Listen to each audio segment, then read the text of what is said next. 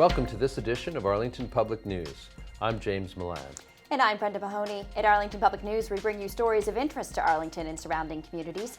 In tonight's newscast, we have highlights from the recent joint meeting at Town Hall of the School Committee and the Enrollment Task Force. We tell you about why the Prudential Center being blue for local community organizations, and we find out how Arlington did in a recent statewide test of access to public records.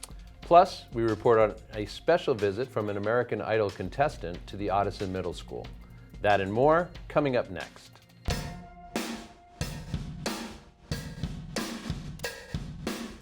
Residents are helping to determine what Arlington values in a school system. They joined the School Committee and Enrollment Task Force at Town Hall Thursday, January 7th, to guide decisions on school crowding, which some are now calling a challenge instead of a crisis. School Committee member Jennifer Suss admitted to those gathered at the school enrollment meeting she's had to reframe her thinking. The school overcrowding is a challenge, not a crisis. And it's really a challenge in both the worst and also the best sense of the term. Many of the options that we're considering involve changing the present model in some way. And that is why it's so important to hear your thoughts, your concerns, and your questions. Before breaking out into groups, School Superintendent Kathleen Bodie went over the numbers. Elementary schools growing now and concentrated in East Arlington, and the middle and high schools running out of space down the line. Here is the middle school. Again, you can see that it's been, up and down, but not seriously so. But starting this year, 2015 to 2020, we're going to see an uptick of about 200 students. And then in the next 5 years, another 100 students. This is the high school. You can see that by 2025, we're expecting to see over 1,600 students. And very likely, if we move forward with the high school, we may see more students than predicted. With those numbers in mind, participants went to work in a visioning exercise meant to determine what the town values most about its schools. Neighborhood schools and small class sizes coming out on top. When it came to specifics on how to keep those values in light of the growth is where concerns came in. Some other issues that came up is, again, this willingness to pay for the things that we want for our children and not split up the elementary schools. And the fact that modulars, while okay on a short-term basis, are not a permanent solution for a long-term problem. We saw some difference of opinion, to put it mildly, in the Gibbs question. I mean, we saw a lot of people who felt that it needed to be an educational facility, only something for the Arlington Public Schools to operate, and others who felt that the way it is now is excellent value to the towns. Our groups talked about different ways to use space around town. We talked about the crusher lots, which was the wooded area behind the middle school. We talked about building up, not out. We talked about using storefront space and available space that isn't currently being used for anything. The School Enrollment Task Force will now consider what came out of the meeting. Member Jeff Thielman explaining it's that committee's job to ask the tough questions. We are tasked with gathering as much information we can about the enrollment situation in the town, analyzing all data, looking at a variety of different options, looking at the costs of those options, and then making a recommendation to town meeting. The town could then go to voters for a debt exclusion to pay for any school expansion. Officials are hoping the Massachusetts School Board Authority will approve an application for state funds to rebuild the high school. That would help alleviate any costs to the town. That decision is expected January 27th. Brenda Mahoney, Arlington Public News. The School Enrollment Task Force is taking steps towards one solution for overcrowding at the Thompson School. At its January 12th meeting, members decided unanimously to recommend 2 temporary modulars for next school year. The decision now goes to a special town meeting called for January 25th. Your Arlington Dollar is a series that aims to shed light on all aspects of our town and school budgets. In our latest installment, we look at this pressing issue of school enrollment with former selectman and current town meeting member Annie LaCourte, as well as Dean Carmen, who sits on the town's finance committee and is also a town meeting member. Hello everyone, and welcome to a new series of counterpoint style conversations here on Your Arlington Dollar. I'm James Milan, and I am here in the studio with Annie LaCourte and Dean Carmen. To begin with, I would love to just throw it out to you both to offer your own perspectives. What are we talking about here with the school enrollment situation? It is something that we should take a positive attitude towards because in essence, it's because we've been so successful over the last 10 years in improving our schools and making our town an attractive place to live. I mean, Annie's right in what she's saying, but it also has a personal aspect that depending on who you are, it could be a non-issue, a challenge, or a crisis. So what are the financial impacts likely to be for Arlingtonians? We have to look at the cost. And so over the last decade, property taxes in this town have increased significantly. So if we went with the gold standard for everything, if we got the best, you put up the best edition possible at Thompson and Hardy and took back the Gibbs and we opened it up brand new and shiny and we built the most expensive Arlington High we could and the most expensive Minuteman we could, but we added all this money to the school system, just really drastic stuff, right? Property taxes could go up 50 to 70% at that point, which I don't think anyone would do that, right? So now you got to say, okay, well, we don't want to do that. How are we going to work through the challenges at a different level? And I think a lot of times for people's financial interest, I think that's the big thing a lot of people talk about. I think that's really one of the big challenges we have as we move forward. How do you balance both the new residents and the older residents who in some ways have completely different views of affordability? Schools are one of the few services that we absolutely have to provide. At some point, the schools are going to simply to provide the mandated services for these students, those budgets are going to have to increase and that money is going to have to come from somewhere. And if it doesn't come from an increase in our taxes above the 2.5%, it's going to come from other services in the town. How do we strike the right balance of what everybody in town needs? One way to solve, for example, the school enrollment problem by providing the schools with more operating funds is to cut some other service. We could stop providing your trash collection for free. We could start charging for trash collection. That's another way to raise the funds that are needed. What are we going to be expected to pay money for or need money for? How soon? The first one I think that's going to come before the voters is the rebuild of Minuteman Vocational. So if you were to look at Minuteman, it's probably going to cost the average taxpayer per year for the next 30 years. It likely could be, if it's $1.5 million, about $75. Next in the pipeline would be, right behind that would be Arlington High School. Right. So that's always the wild card, right? Because there are three options you can have here. You can knock the thing down and rebuild a brand new high school. You could refurbish the existing building, or you could do a combination of the two. And the cost could range, right? It could be a $100 million refurbishment. It could be a $200 million rebuild. So I think a lot of times I've heard people talking consistently about $100 million share for the Arlington taxpayer that's going to have to finance. Again, we don't have the money for that. It's going to have to be through an override. Arlington High is going to cost the average taxpayer no less than, I would say, $350, probably no more than $500 per year. Per year. Per year. Right. This isn't a cheap school. How is it that you would urge and encourage Arlingtonians to get involved in this conversation? Town meeting members try to hold public meetings to discuss the warrant, all right? I think citizens should make the time to come to those meetings and meet their town meeting members. Another way is just to get engaged with the town website and look at the information that's available there. The 5-year plan is laid out there and you can see where we go right at the bottom line. Talk to your elected officials. There's already begun to be a series of public meetings to talk about the enrollment crisis in the schools. I think you need to come to those public meetings and get yourself engaged with that process. Or if nothing else, watch them on ACMi. We really do appreciate you guys taking the time. So for Dean Carmen, for Annie LaCourte, I'm James Milan. Thanks for joining us for this edition of Your Arlington Dollar, and we'll see you again soon. Well, challenger crisis, it certainly seems like there are a lot of things coming down the pike here. There certainly are a lot of decisions to be made at the same time, and people are being encouraged to look at the big picture at the same time as all of the other little details that need to be made. And there's lots of ways to get involved and find out information through the arlingtonma.gov website, including there's an entire school enrollment task force page with a lot of data on that as well. I certainly do hope people will get involved here.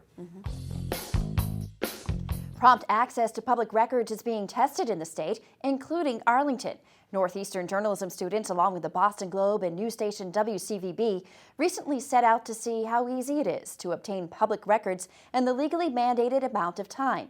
APN spoke to town manager Adam Chapdelaine on how Arlington fared. The Northeastern University School of Journalism recently published a statewide state records test where 58% of the 351 towns didn't pass. I'm here with town manager Adam Chapdelaine to gauge how Arlington did, as well as talk about the complexities of this test. As I understand it, the state records inquiry queried both the police department and the clerk's department. Police department in regards to policy regarding use of force, and then the clerk's office in regards to payroll. So as I came to understand, our police department responded very quickly and efficiently, and even the local or Boston news station interviewed our chief asking why we were so quick and efficient in response. In terms of the payroll request, it went to the clerk's office, but the clerk is not the custodian of that public record. It's actually the treasurer's office. So the clerk forwarded that request to the treasurer. The treasurer, I believe, didn't either properly receive the communication or something happened with the communication. It was then brought to my attention by someone from the investigative team. I let the treasurer know. He immediately compiled the response and provided it, I believe, to both the news media and the Northeastern group that was requesting it. I mean, I was happy that in the Globe story we weren't included as one of the, the communities singled out for poor performance. But I would say from my general understanding of how different communities handle public records requests from both this study and other efforts, that we probably did well. My advice in Arlington, if the first thing you should do is go to our website. Go to arlingtonma.gov and see if what you're looking for is there. Yeah. We don't have every public document. I mean, it would be nearly impossible to do that on the website, but I think we do a pretty good job of making a pretty good number of documents available. You can either go to the town manager's page and look at financial documents. You can go to the town meeting page and look at all past town meeting documents. You can go to a number of boards and committees pages. And some have more than others, but some have a great deal of documents available from going pretty far back in history to take a look at different things that the town did. If you can't find it and you know what department might have it, you can call the department, you could visit the department, you could email the department and see if they have the document that you're looking for and try to fulfill the request. I think transparency in general is how you build trust in a community. So some people feel like, why do I have to give up that information? That's the town's information. That's my department's information. But in government, it has to be a partnership with the taxpayers. It has to be the town government or the city government or whatever it might be working together with taxpayers to build trust. And if you're doing things right, or if you're even just doing things the best you can, because we could all be better, I don't know what there is to hide in most cases. The Martin Luther King Jr. birthday observance will be held on January 18th in the Town Hall Auditorium.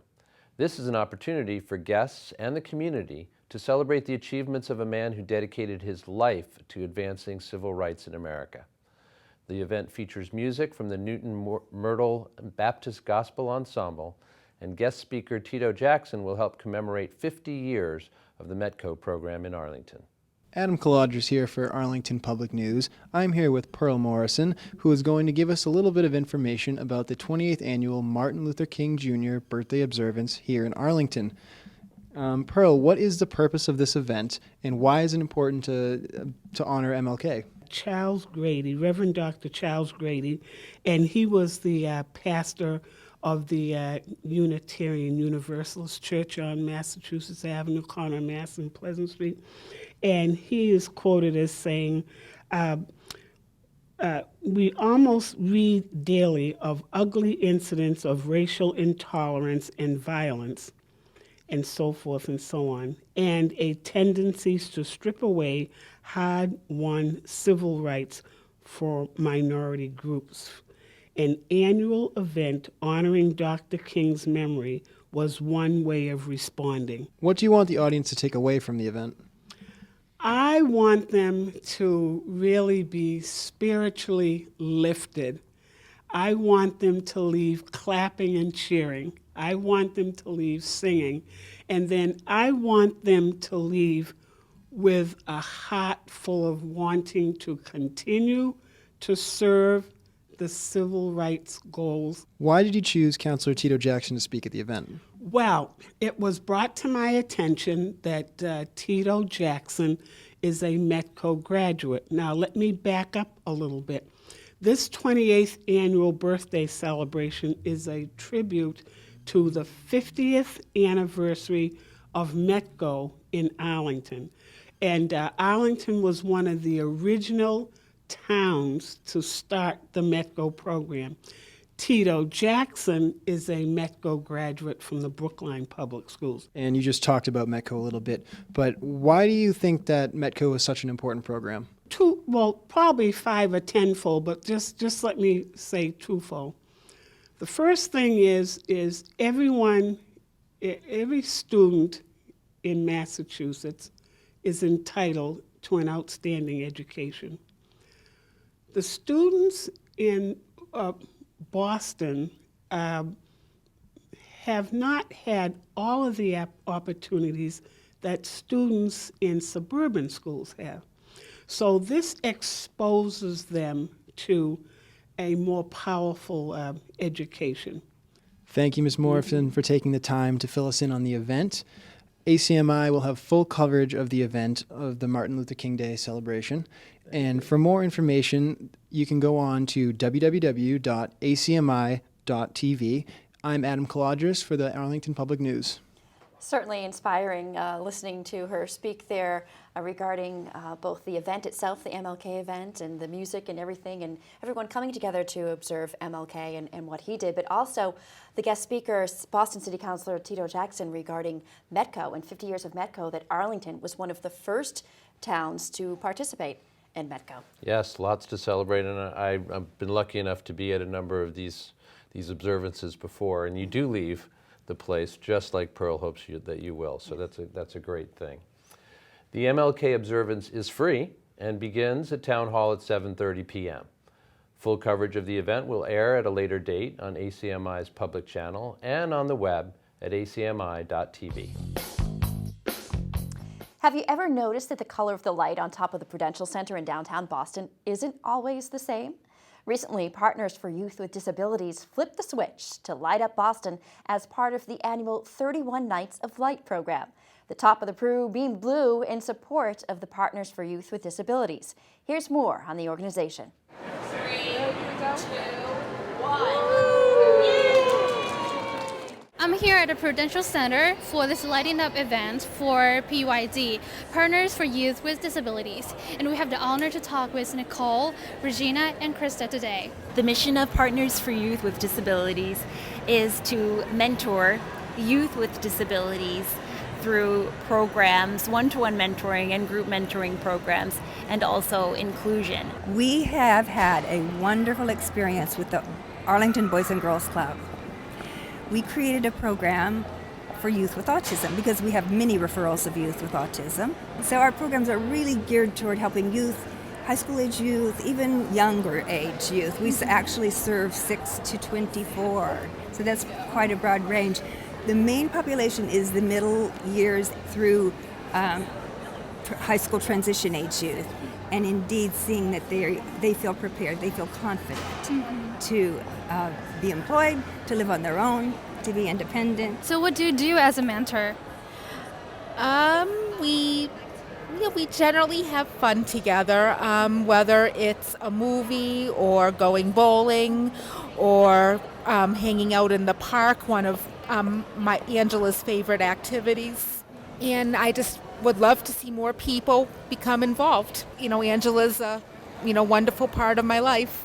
Just really think twice about becoming involved, and you really would make a difference in someone's life. 31 Nights of Light was started in 2009 as a way to bring attention, draw awareness to local Boston nonprofit organizations. We so appreciate it. What an opportunity. I'm very grateful that the economic community of Boston not only gives in philanthropy, which nonprofits rely on, but give us opportunities to be promoted. and help the public understand what our services are. I know all of the other 31 nonprofits that get a chance to be featured are as grateful as we are. And I'd also like to say thank you to all of our participants in Arlington. And I'd like to mention that Partners for Youth with Disabilities is able to do our mentoring and inclusion work thanks in part to individual donors. And without them, we wouldn't be able to grow and thrive. It's really with them, with individual donors, that Partners for Youth with Disabilities is able to grow and thrive. And everyone is welcome to support. In my 30 years of having this organization exist, I can't believe it's 30 years, I feel like the most fortunate person, and that is because I have had the opportunity to meet the most fascinating individuals there could be. I feel like my job is highly rewarding. I've met such a broad range. Talk about diversity. I think of us as the United Nations of disabilities. From Arlington Public News, I'm Eve Liu. In our last newscast, we brought you the first in a two-part report about China's one-child policy, which was recently changed to allow families to have up to 2 children. In this segment, APN intern Koala Shea speaks to college students about their reaction to this change, and also to an environmental specialist about the potential impacts of the policy change on resources and population growth. Because China's two-child policy has been just implemented, Chinese students from different colleges in Boston talk about the impact of this policy on their future plans. And we also asked a specialist about his opinions on this policy in an environmental perspective. I would say I'm feeling pretty neutral about this because right now in China it's still really overly populated, so I don't want to see more children in this world. But personally, I still think those people, they might need siblings to be with them, maybe grow up together so that they know how to share with each other, and they can also have a better sense of responsibility. And also for this family, they need someone to share the burden to support the family. Actually, because I major in psychology and education, I've learned from research that actually having a sibling growing up with, it's better for the development of a child. So I feel really happy about the policy because I feel like there are more children in China can be really beneficial from this policy. I think it might be a good thing for me to think about, because if I get a chance to get married and then get the chance to have a second baby, I would definitely do so, because to be frank, growing up alone is kind of lonely. A Brandeis University environmental professor remarked on possible impacts on resource use and population growth from the implementation of the policy. Resources are limited, and now we're looking at populations of 7, 8, 9 billion people. We're over 7 already. So are we doomed? You know, is it already too many? So this is a question about the world, not just about China. And I guess I would say I'm pretty optimistic. I don't think that the Chinese population growth is certainly not a global game changer in terms of resources. Again, I feel like the technological gains we've made in energy, water, and food, those basics, the things that tend to be fought over, that cause conflict, that cause displacement of people, and so on,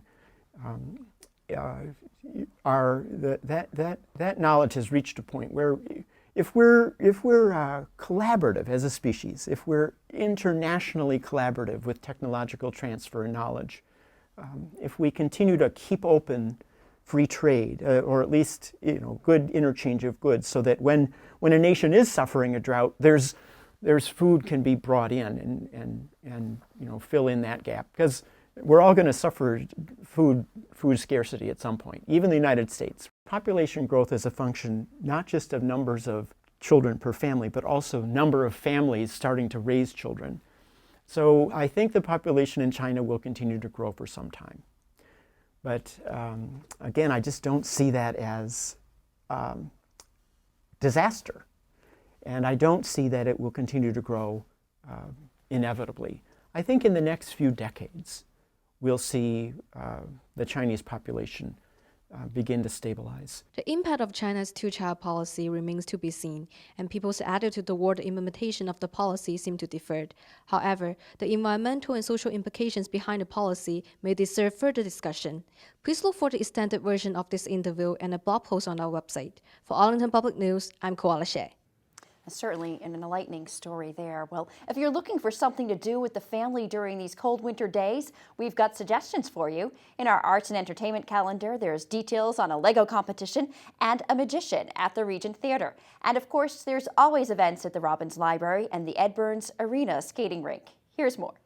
If you're between the ages of 6 and 17 and like Legos, feel free to run down to the Arlington Boys and Girls Club on Friday, January 22nd to take part in the Lego competition. Get creative and build a spaceship, a boat, a car, or something that we've never seen before. The event will run from 4 to 4:45 p.m. Do you enjoy laughing and being amazed at the same time? Well, if the answer is yes, then be sure to check out the stupendous Mr. Magic Head, an accidentally funny magician, at the Regent Theater on Saturday, January 23rd at 10:30 a.m. This January marks the 6th annual Magic Month at the Regent, so head on down to find out what other acts are also performing. Visit the Robbins Library on Sunday, January 24th for dances and musical games for families. Special guest Jacob Bloom will teach you and the whole family some fun dance moves, then play several different party games that everyone will enjoy. The event takes place from 3 to 4 p.m. and is open to all ages. Make sure you get there at least a half hour early to pick up an entry ticket. If you find yourself in need of a pick-me-up on the morning of January 27th, be sure to head over to Magic Bites Bakery and Cafe at 916 Mass Ave, right across from the Stop and Shop, for a complimentary coffee courtesy of the Arlington Chamber of Commerce. This special will run between the hours of 8 and 9:30 a.m. The Ed Burns Arena and Skating Rink will hold free skate time on January 28th from 9 to 10:50 a.m. Adult entry costs $6, while kids and seniors get to skate for $3. Rental skates, along with sharpenings, are available at an additional cost if needed. And don't forget to swing by the Rink and Recreation Department office for discount passes for the season. Well, lots of good stuff to choose from there. I have to say I'm drawn to the magician because every time I've tried to perform magic, I have been accidentally funny without a doubt, I have to say. Good for you, good for you. And I love party games. Hard to believe that a year ago we were thinking we were maybe skirting away without any winter snow, and so far this year we haven't had significant snowfall yet either, so get out while you can because you never know. That's right, that's right.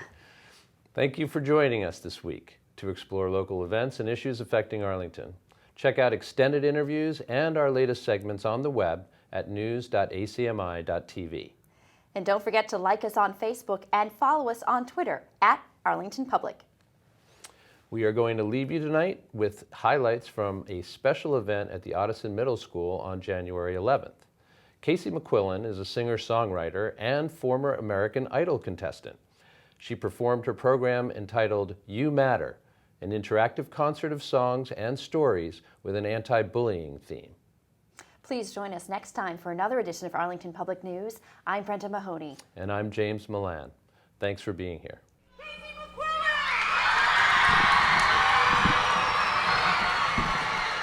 Oh my God, hello! My name is Casey McQuillan. I am a singer-songwriter from Boston, and today I'm going to sing some songs and tell you the story behind them.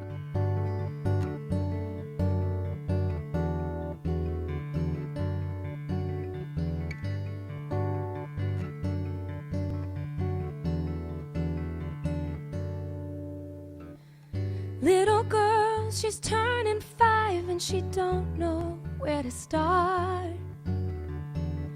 All she knows is her whole life she's had dancing in her heart.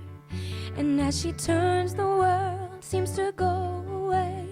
Everything is nice. She spins and spins till she's fallen into the dream she has at night. And she says, wipe that frown off your face. I know it's gonna be okay. The world is just too big, I know. But as you spin, let it go. Hey, hey, hey, hey, hey, hey, I'm okay.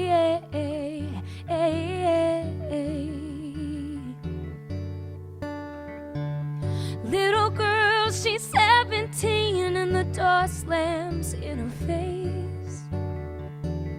Everywhere she goes, they say she don't have what it takes, but she knows she has to try, or all the light will die inside. She spins and spins till she's fallen into the dream she had at night.